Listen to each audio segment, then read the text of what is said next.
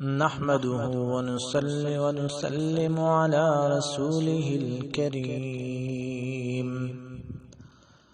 أما بعد فأعوذ بالله من الشيطان الرجيم بسم الله الرحمن الرحيم يا أيها الذين آمنوا توبوا إلى الله توبة نصوحا عسى ربكم أن يكفر عنكم سيئاتكم وقال الله تبارك وتعالى فلولا إذ جاءهم بأسنا تضرعوا ولكن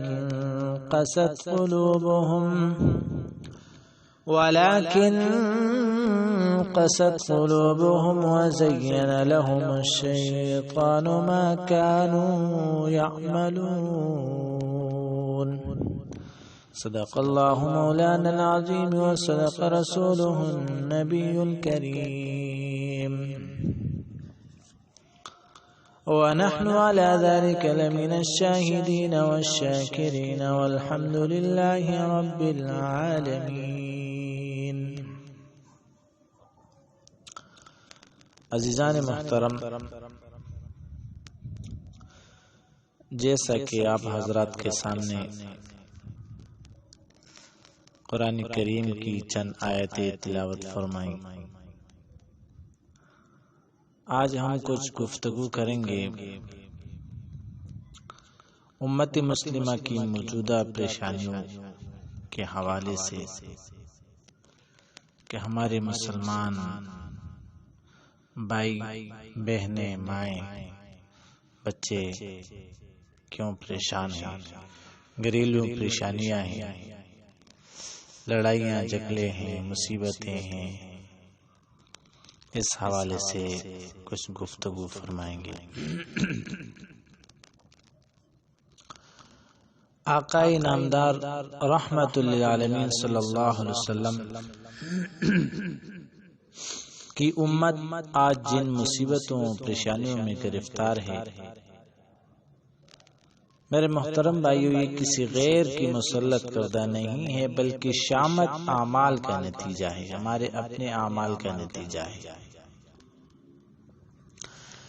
میں جب کہتا ہوں یا اللہ میرا حال دیکھ، میں جب کہتا ہوں یا اللہ میرا حال دیکھ، جواب ملتا ہے تو اپنا نام اعمال دیکھ.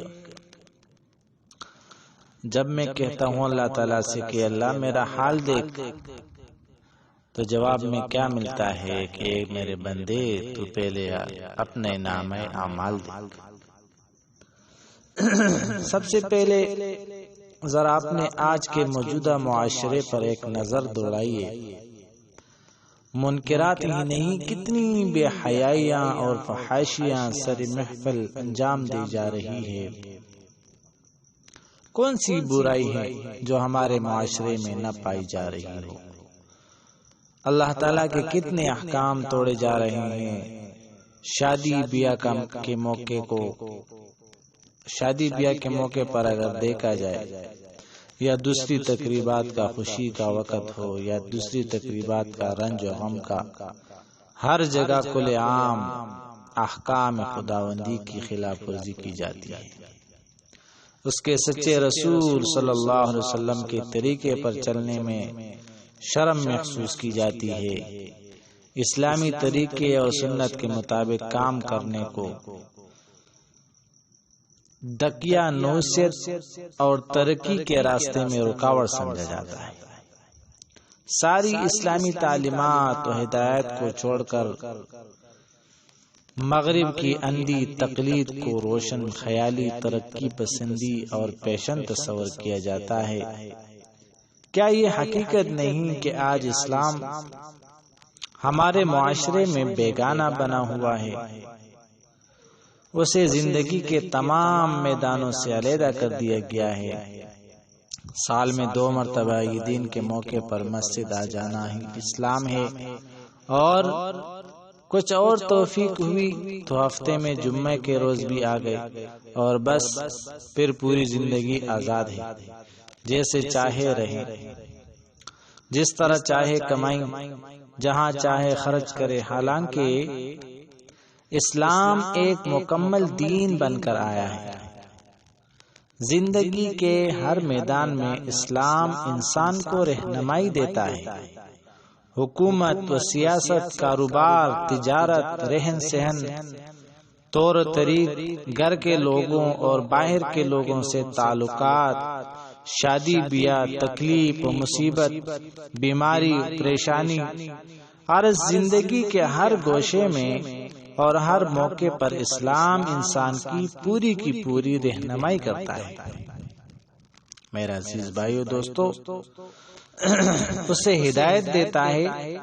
خالق کائنات کے احکام اور اس کے رسول کے طریقے پر چلنا، اسی میں کامیابی ہے۔ اللہ رب العزت ان کو کامیاب کرتا ہے اور آخرت کی بھی سعادت سے نوازتا ہے۔ لیکن نہایت بے دردی کے ساتھ ان سب میدانوں سے اسلام کو علیحدہ رکھا جا رہا ہے، اور حد یہ ہے کہ اسلام کے 5 بنیادی ارکان جن پر اسلام کی عمارت کڑی ہے، ان سے بھی غفلت برتی جا رہی ہے۔ دین کا سب سے اہم فریضہ نماز کا جو حال ہے وہ ہمارے سامنے ہے۔ کتنے فیصد لوگ 5 وقت نمازیں پڑھنے والے ہیں؟ زکوٰۃ کتنے لوگ ادا کرتے ہیں؟ رمضان کے مقدس بابرکت مہینے کا احترام روزہ رکھ کر کیا سبھی لوگ کرتے ہیں؟ اور حج کا بھی یہی حال ہے۔ یہ سب ہے، اور پھر دوسری طرف دیکھیے کہ کتنے لوگ ہیں جو ان حالات کو دیکھ کر کڑھنے لگتے ہیں اور بلائی کا حکم دینے اور برائی سے روکنے کے لیے اٹھ کھڑے ہوتے ہیں۔ کتنے لوگ ہیں جو ان حالات میں نہی عن المنکر کی ذمہ داری کر رہے ہیں۔ جیسا کہ آپ حضرات کے سامنے میں نے آیت کریمہ پڑھی، اللہ رب العزت فرماتے ہیں، یا ایھا الذین آمنوا توبوا الی اللہ توبۃ نصوحا عسى ربكم ان يكفر عنكم سیئاتکم۔ اے ایمان والو، اللہ کے آگے سچی توبہ کرو۔ عجب کیا کہ تمہارا پروردگار اسی سے تمہارے گناہ تم سے دور کر دے۔ اللہ رب العزت نے گناہ کو معاف کرنے کے لیے توبے کا حکم دیا کہ آپ گناہ کریں، اور گناہ کرنے کے بعد آپ کو سمجھ آ جائے تو اس گناہ پر توبہ کر لے تو اللہ رب العزت معاف فرمائے گا اور ہمیشہ کے لیے اس گناہ سے توبہ کر لے۔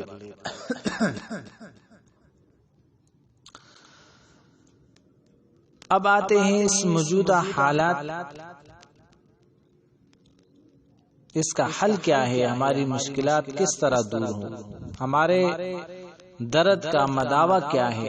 خالق کائنات اور خاتم الانبیاء صلی اللہ علیہ وسلم نے ہمارے امراض کے لیے کون سی دوا تجویز کی ہے؟ اسے معلوم کرنے کے لیے جب ہم قرآن کریم کا مطالعہ کرتے ہیں اور احادیث کے ذخیرے پر نظر ڈالتے ہیں تو اللہ رب العزت ہدایت پر مشتمل چند آیت اور احادیث ہمارے سامنے آتی ہے۔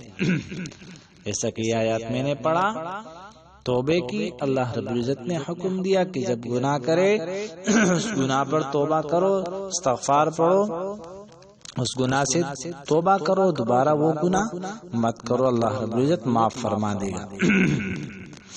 دوسری جگہ ارشاد ہے فلولا اذ جاءهم بأسنا تضرعوا ولكن قست قلوبهم وزين لهم الشيطان ما كانوا يعملون۔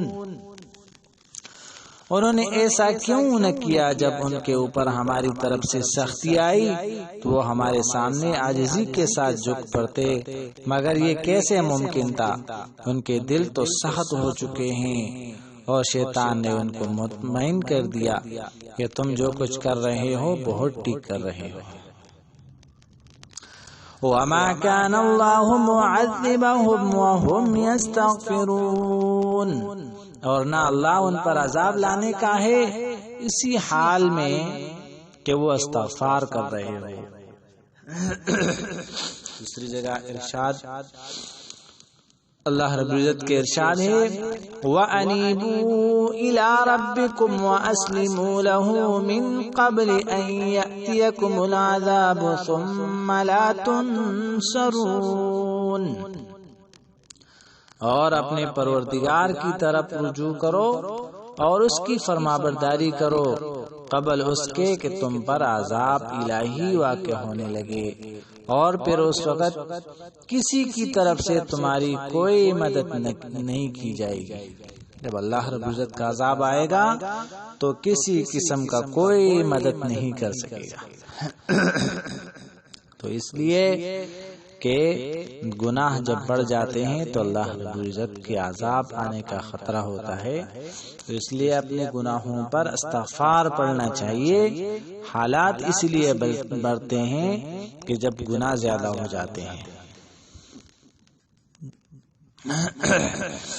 نبی اکرم صلی اللہ علیہ وسلم نے ارشاد فرمایا بے شک اللہ تعالیٰ فرماتے ہیں میں اللہ ہوں، میرے سوا کوئی معبود نہیں، بادشاہوں کا مالک ہوں اور بادشاہوں کا بادشاہ ہوں، بادشاہوں کے دل میرے ہاتھ میں ہیں، بندے جب میری اطاعت کرتے ہیں تو بادشاہوں کے دل ان پر رحمت اور مہربانی کے لیے پھیر دیتا ہوں، اور جب میری نافرمانی کرتے ہیں تو بادشاہوں کے دل ان پر غصہ اور انتقام کے لیے پھیر دیتا ہوں، جس سے وہ ان کو سخت عذاب اور تکالیف پہنچانے لگتے ہیں۔ اس لیے تم بادشاہوں کے لیے بد دعا کرنے میں مشغول ہونے کی بجائے میرے ذکر کی طرف متوجہ ہو اور میری طرف عاجزی اور زاری کرو تاکہ میں ان کی تکالیف سے تمہیں محفوظ رکھوں۔ توبہ استغفار کا جو ذکر ہوا اس حیات میں یہ معلوم ہوتی ہے کہ ایسے حالات میں اپنی مشکلات کو دور کرنے اور اپنے درد کا مداوا کرنے کا طریقہ یہ ہے کہ اللہ کے حضور کثرت سے استغفار توبہ کی جائے، اس کے دربار میں ندامت کے ساتھ گڑ گڑایا جائے، خوب ذکر و دعا کے ذریعے اس کی نصرت و رحمت کو متوجہ کیا جائے۔ دعا نہتوں کا ہتھیار ہے، اس کے ذریعے تقدیر تک بدل جاتی ہے۔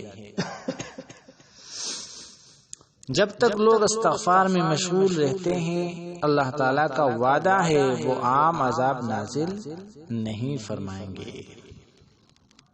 تو اس لیے استغفار پڑھنا چاہیے، اپنے گناہوں پر بار بار دن رات استغفار کرتے رہیں کہ ہم گناہ گار ہیں، ہمارے سے چھوٹے صغیرہ کبیرہ گناہ ہو جاتے ہیں، تو استغفار پڑھنا چاہیے کثرت سے تاکہ اللہ کا عذاب ہم تک متوجہ نہ ہو۔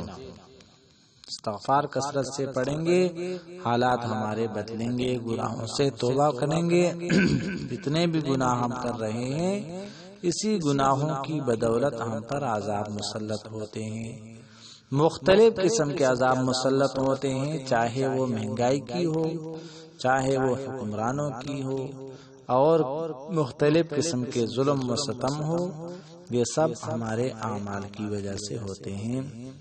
ہر مسلمان بہن بھائی ماں بہن اگر اس کے اندر تھوڑا سا سوچے کہ یہ ہر بندہ اپنے گھر کے اندر سوچے کہ میرے گھر میں جو مشکلات ہیں، پریشانیاں ہیں، معاملات بگڑتے جا رہے ہیں، کس وجہ سے ہیں اور کیا گناہ ہے ہمارا۔